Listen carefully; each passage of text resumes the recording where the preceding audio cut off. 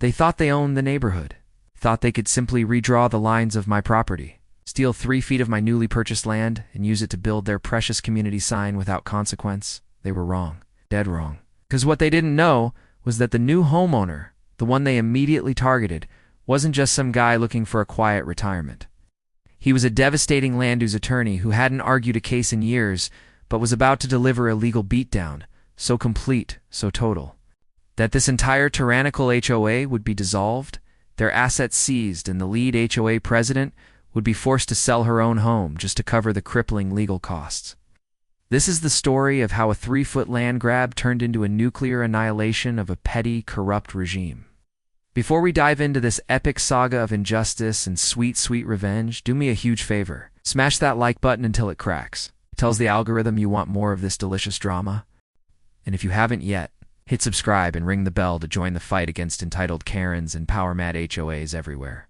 Let's get started. It all started the day I closed on the place, a beautiful, sprawling ranch home nestled on nearly an acre in the quiet, tree-lined community of Blackwood Lakes. I'm calling the protagonist Ethan. And this was his dream, a peaceful retreat after decades in the grueling legal world of New York City. The property was perfect, precisely because of the perfectly maintained thick hedge running along the front boundary, clearly separating my land from the community's common area. I had the official survey. The property line was unambiguous. I'd barely put the keys in the door when the first ominous note appeared. It wasn't a friendly welcome basket. It was a terse official-looking letter from the Blackwood Lakes Homeowners Association. It was signed by the HOA president, a woman we'll call Brenda. The note simply stated, "Your new front hedge is improperly located. Please schedule its immediate removal." That was the first volley in a war I didn't ask for. I ignored it, frankly. I was unpacking. I had the survey, and I assumed it was some automated generic notice.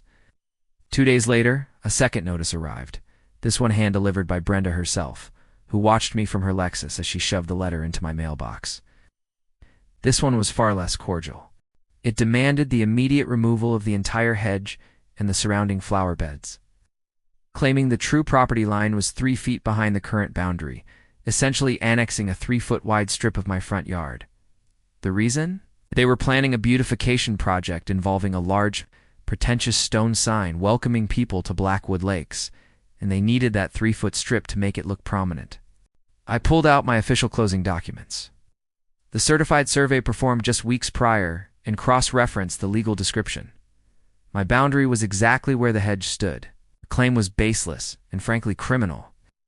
I typed up a professional, concise email attaching the official survey plat, highlighting the meets and bounds, and politely informing Brenda that her assertion was incorrect and that the hedge would remain.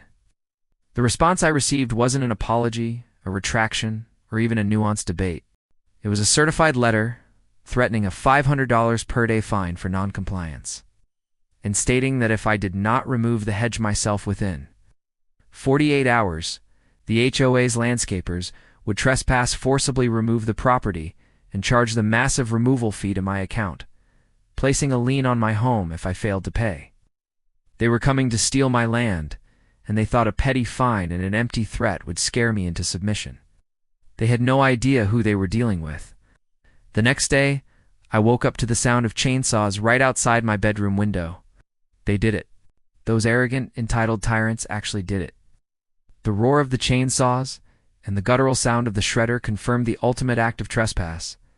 I bolted downstairs, phone already recording, to find 3 landscapers clearly confused and uncomfortable standing on my lawn, meticulously ripping out decades-old, mature privet hedges and the prize-winning rose bushes my wife had fallen in love with, and watching the whole barbaric scene from the street, arms crossed with a look of smug, self-satisfied victory, was Brenda.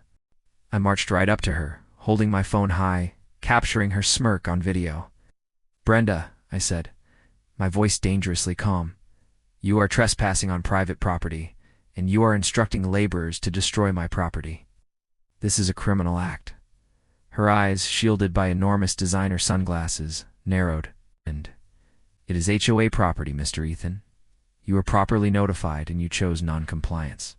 These expenses will be billed to you." This is what happens when you don't respect the covenants. The landscapers, seeing the argument unfold, actually started working faster, shredding everything in their path, until a perfect 3-foot wide swath of my yard was reduced to mulch and torn up earth. They took the hedge, the beds, and even uprooted a small, antique stone birdbath that had been there for 40 years. When I threatened to call the police, Brenda just smiled, holding up a laminated piece of paper. I preemptively notified the local precinct that we would be performing property maintenance and that any disturbances would be caused by an uncooperative new homeowner. Feel free to call Mr. Ethan. They already know your name. She had weaponized the local police force against me before I even picked up the phone. The sheer audacity was breathtaking. How landscapers finished the demolition, cleared the rubble, and then, under Brenda's direction, they spray-painted a thick orange line 3 feet inside my original boundary. Theft, plain and simple. The next day, an invoice arrived via email. $12,500 for property remediation and hedge removal, along with a lien warning. That night, the HOA installed their monument, a monstrous 6-foot-tall stack of jagged, gray stones with a brass plaque reading "Welcome to Blackwood Lakes." The sign was built directly on the stolen 3-foot strip. It blocked my view of the main street and cast a shadow over my remaining flower beds. I was furious, humiliated, and utterly violated. This wasn't just about land anymore. It was about the fundamental right to own and enjoy property without fear of petty, governmental thugs. I looked at the hideous sign. I looked at the $12,500 bill. And I felt the cold, hard click of my former life as a high-stakes litigation attorney snapping back into place. They thought they had me helpless. They thought they had won. They just signed their own death warrant. The lien was filed the next morning, making the fight unavoidable. The day the lien was officially filed on my house, my retirement ended. The fight went from a neighborhood dispute to a federal case study in property law abuse. Step 1. I found the best real estate and land use litigator in the entire state, a former protege of mine. I didn't hire him, I partnered with him. I was the co-counsel. Step 2. Discovery. We didn't just sue the HOA. We sued the individual board members, Brenda, the treasurer, and the secretary personally for trespass, criminal property destruction, and civil RICO racketeer, influenced and corrupt organizations act charges for what we argued was an organized attempt to unlawfully seize property for private gain, a better-looking sign.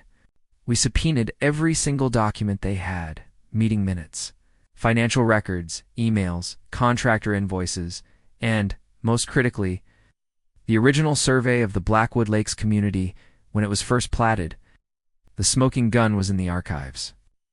When Blackwood Lakes was originally surveyed in 1982, the community common area was meticulously defined, and my property line was precisely where my original hedge had stood. The HOA had created a new, unofficial, revised common area map years later, simply drawing a new, convenient line in their favor. This revised map was never recorded with the county, never approved by the entire community, and was, in short, a complete fabrication. We had them dead to rights on the property line. But the deeper we dug into the financial records, the more corruption we uncovered. The $12,500 invoice for the hedge removal, the verdict dropped like a financial atom bomb. The dissolution of the HOA meant the 3 board members, Brenda, the treasurer, and the secretary, were now personally liable for the judgments, as they had acted outside the scope of their legitimate corporate authority while committing criminal acts. The damages tripled the value of the destroyed property, punitive damages for the trespass, and my legal fees. The dissolution of the HOA left the community in a legal vacuum. The maintenance of the common areas, the retention pond, the entry road, the small park, suddenly became the responsibility of the collective property owners. With no organized body to manage it, this was messy, but to me, it was glorious. As the biggest individual creditor in the legal settlement, and as the only licensed attorney in the immediate vicinity, I volunteered to be the court-appointed trustee to oversee the remaining assets and the transition of the common area maintenance. This gave me complete legal control over the remnants of the HOA. The final nail in the coffin was about the land itself. When the stone sign was removed and the new hedge was planted, the 3-foot strip of land they had stolen was still technically a common area, though now unmanaged. Using my authority as the trustee, I formally prepared and filed a quitclaim deed for that 3-foot strip. The deed transferred ownership of the stolen land from the defunct Common Area Corporation directly to my property, legally expanding my front yard by 3 feet and making the boundary line officially documented with the county. They started a war to steal my land, and in the end, they paid for the privilege of watching me legally annex their property. My final act as trustee was to use the last remaining funds, the meager amount left after paying the landscapers, to install a custom-designed 6-foot-tall wrought iron fence along the entire new extended boundary line. It was beautiful, permanent, and a constant daily reminder to every car passing by, and especially to Brenda, who was now forced to drive past it on her way to her last few weeks in her home. Exactly what happens when you mess with the wrong homeowner. The nightmare of the Blackwood Lakes HOA was over, replaced by a quiet, peaceful neighborhood.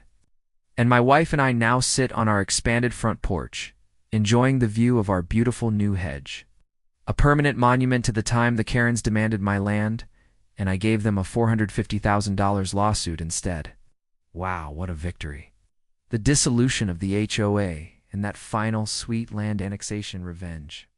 Tell me in the comments below, what was the most shocking, over-the-top thing Brenda did? Is it the police notification or the embezzlement? Let me know. Don't forget to subscribe for more stories of justice served, and hit that notification bell so you don't miss our next devastating takedown. See you in the next one.